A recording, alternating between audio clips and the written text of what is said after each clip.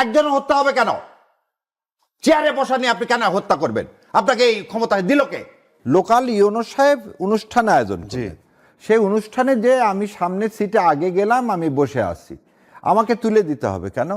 So Bharat already declare দিচ্ছে যে BNP ক্ষমতায় আসতেছে। আপনি সম্প্রতি একটা অনুষ্ঠানে ভোট ইঞ্জিনিয়ারিং নিয়ে শঙ্কা প্রকাশ করেছেন এবং বিভিন্ন রকম ইঞ্জিনিয়ারিং রিগিংয়ের উদাহরণ সেখানে টেনেছেন এবং দেখলাম যে আপনি দুইটা বাটি নিয়ে এসে সেখানে বুঝিয়ে দিচ্ছেন যে যদি এটা কেউ ভরে দেয় আমার অগোচরে, তাহলে আমি কিভাবে বুঝবো? আপনার ইলেকশন ইঞ্জিনিয়ারিং নিয়ে এত শঙ্কার কারণ কি? মানে কিভাবে আপনি এই কনফিউশনটা আপনার মধ্যে আসলো?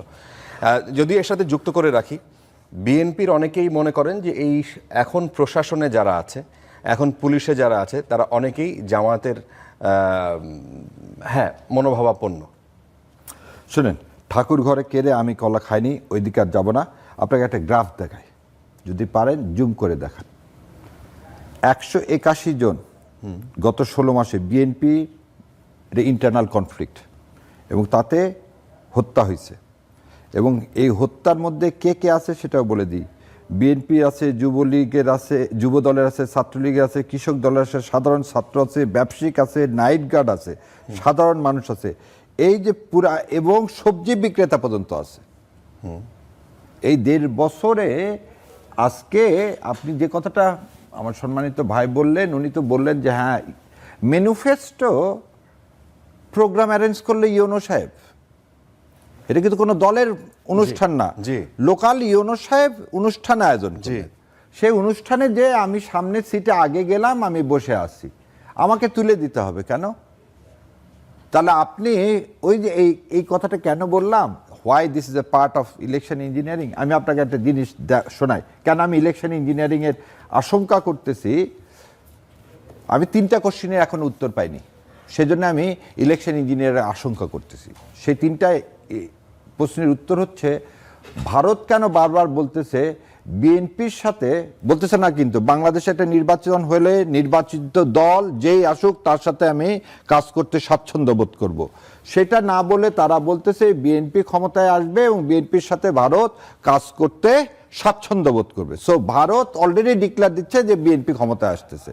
দ্বিতীয় আর একটা কথা কি বলছেন, যে যদি কারচুপি ইলেকশন না হয় তাহলে জামাত ক্ষমতায় আসবে না।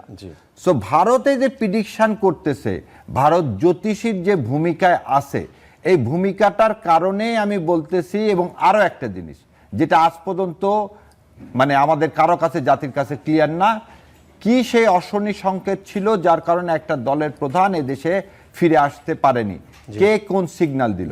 এবার আমি আপনাকে এই ভারতের এই কথাটার জন্য আমি এই বইটা দ্য কলিশন ইয়ার্স, এই কলিশন ইয়ার্সটা প্রণব মুখার্জির, প্রণব মুখার্জির পেজ নম্বর 114 থেকে আপনাকে একটু পড়ে শোনাই।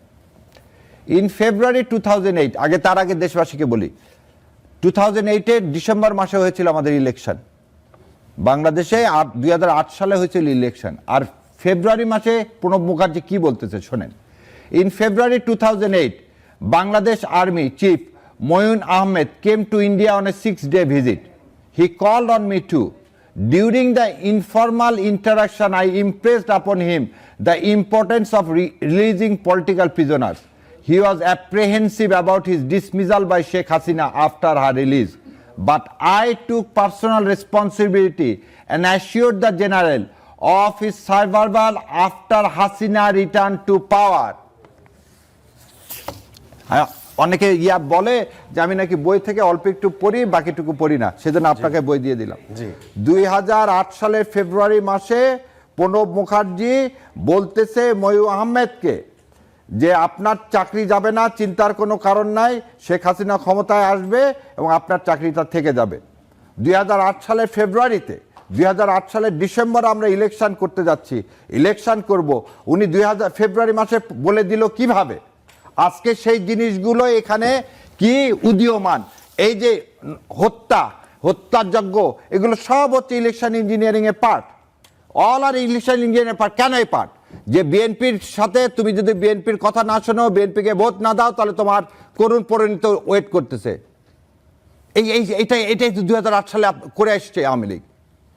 2008 সালে কি করছে? 2008 সালে এই জনাব তারেক রহমানকে মারছে, মৃত্যু মুখে পতিত করছে, কোকোকে মৃত্যু মুখে পতিত করছে, করে পুরা ভোটারকে দেখাইছে যে বিএনপির এই করুণ অবস্থা, তুমি যদি বিএনপির পক্ষে ভোট দাও তোমারও এই করুণ অবস্থা হবে। আজকে কি বিএনপি সেই সিগন্যাল দিতে চায় বাংলাদেশ জামাত ইসলামকে? তো বড় ভুল হবে, তাহলে বড় ভুল হবে। 2006 সালে মানে 111 থেকে যদি শিক্ষা না নিয়ে আর একটা 111 চিন্তা করে থাকেন, এবং এরকম আর যারা বলতেছেন একজন দুইজন না, প্রতিটা মানুষের প্রাণের মূল্য আছে। আপনি যে প্রাণ তৈরি করতে পারেন না, আপনি সেই প্রাণকে বলতে পারেন না মাত্র 3 জন হত্যা হয়েছে, 10 জন হত্যা হয়নি। আর সেজন্যই তো জুলাই বিপ্লব হয়েছে। একজন হত্যা হবে কেন? চেয়ারে বসা নিয়ে আপনি কেন হত্যা করবেন? আপনাকে এই ক্ষমতা দিল কে? ও, আপনি তাহলে এই ত্রাসের রাজত্ব করে জিততে চান, সে আশা পূরণ হবে না ইনশাল্লাহ। আর এই যে ভারতের যে আগের মতো ভবিষ্যৎবাণী, ভারত আপনাকে আবার ক্ষমতায় বসাবে, সে আশাও পূরণ হবে না ইনশাল্লাহ। তাতে যাই হবে তাই এই দেশের জনগণ ফেস করবে।